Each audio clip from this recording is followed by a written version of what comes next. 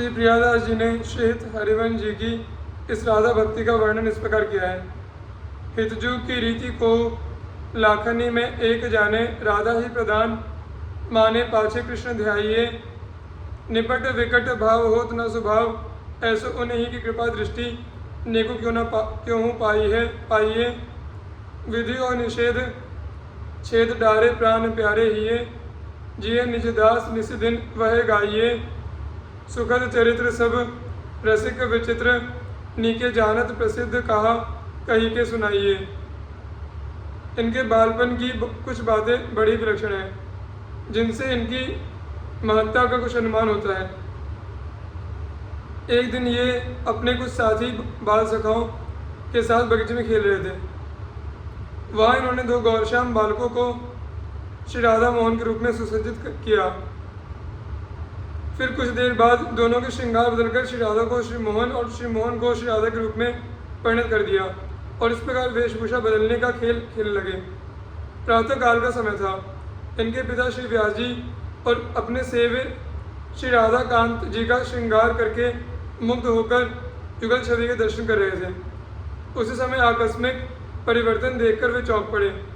उन्होंने श्री विग्रहों में श्री राधा के रूप में श्री कृष्ण को और श्री कृष्ण के रूप में राधा जी को देखा। सोचा वृद्धावस्था के कारण स्मृति नष्ट हो जाने से श्रृंगार धराने भूल हो गई है। क्षमा याचना करके उन्होंने श्रृंगार सुधारा, परंतु तुरंत ही अपने आप वह श्रृंगार भी बदलने लगा। तब घबराकर व्यास जी बाहर निकले। सहसा उनकी दृष्टि बाघ की ओर गई। देखा हरिवंश अपने सखाओं के साथ खेल खेल में वही स्वरूप परिवर्तन कर रहा है।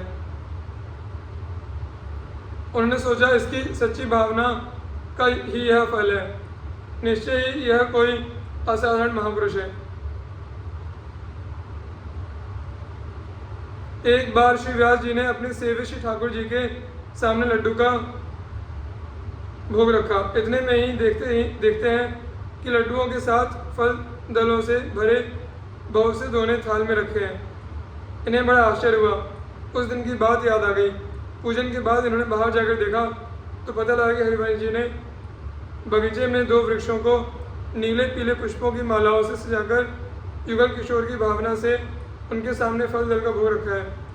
इस घटना पर भी व्यास जी पर बड़ा प्रभाव पड़ा।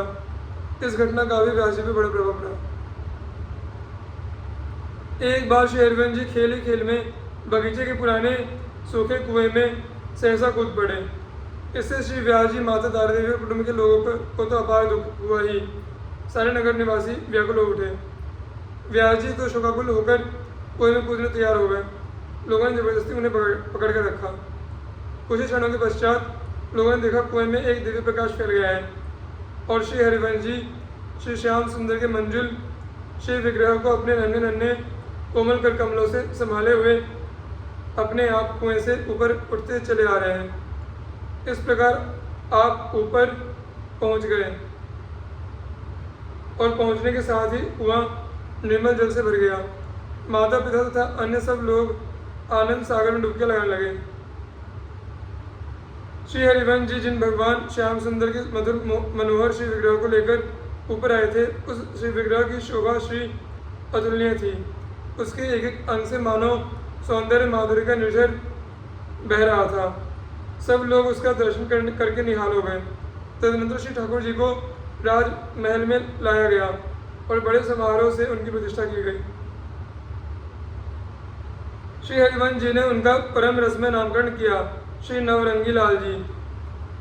अब श्री हरिवंश जी निरंतर अपने श्री नवरंगी लाल जी की पूजा सेवा में निमग्न रहने लगे। इस समय उनकी अवस्था 5 वर्ष की थी।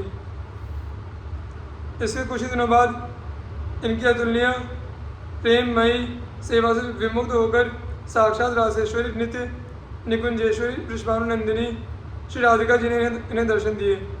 अपनी रस भावना पूर्ण सेवा पद्धति का उपदेश किया और मंत्रदान करके इन्हें शिष्य रूप में स्वीकार किया। 8 वर्षीय अवस्था में आपका उपनयन संस्कार हुआ और 16 वर्ष की अवस्था में श्री रुक्मिणी देवी से आपका विवाह हो गया। पिता माता के गोलोकवासी हो जाने के बाद आप सब कुछ त्याग कर श्री वृंदावन के लिए विदा हो गए। श्री नवरंगी लाल जी की सेवा भी आपने अपने पुत्रों को सौंप दी। देववन से आप चिड़यावल आए। यहाँ आत्मदेव नामक एक भक्त ब्राह्मण के घर ठाकुर जी श्री राधा वल्लभ जी विराजमान थे।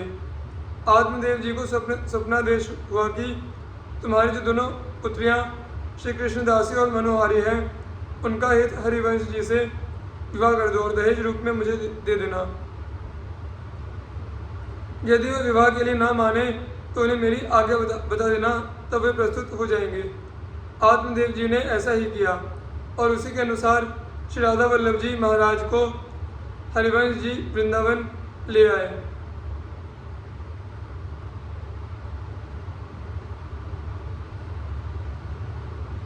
श्री प्रियदास जी इस घटना का अपने कवित्व में इस प्रकार वर्णन करते हैं। आए घर त्यागी राग बाढ़्यो प्रिया प्रियतम सो विप्र बड़ भाग हरि आज्ञा दही जानिए तेरी उभय सुता ब्याह देवो लेवो नाम मेरो इनको जो बंस सो प्रशंस जग मानिए ताहि द्वार सेवा विस्तार निज भक्तन की अगतिन गति सो प्रसिद्ध पहचानिए मानी प्रिय बात गह गयो सुख लयो सब कहो कैसे जात यह मत मन आनिए। वृंदावन में मदन टेर नामक स्थान में श्री राधा वल्लभ जी ने प्रथम निवास किया। इसके पश्चात इन्होंने भ्रमण करके श्री वृंदावन के दर्शन किए और प्राचीन एवं गुप्त सेवा कुंज, रासमंडल, वंशीवट एवं मानसरोवर नामक 4 पुण्य स्थलों को प्रकट किया। तदनंतर आप सेवा कुंज के समीप ही कुटियों में रहने लगे तथा श्री राधा वल्लभ जी का प्रथम प्रतिष्ठा उत्सव इसी स्थान पर हुआ। श्री राधा वल्लभ जी की आज्ञा से श्री हरिवंश जी ने श्री श्यामा श्याम युगल सरकार की निकुंज लीला का क्रिया और काव्य द्वारा प्रचार प्रसार किया। श्री प्रियादास जी श्री राधा वल्लभ प्रभु द्वारा दी गई हित हरिवंश जी को आज्ञा का वर्णन अपने कवित्व में इस प्रकार करते हैं।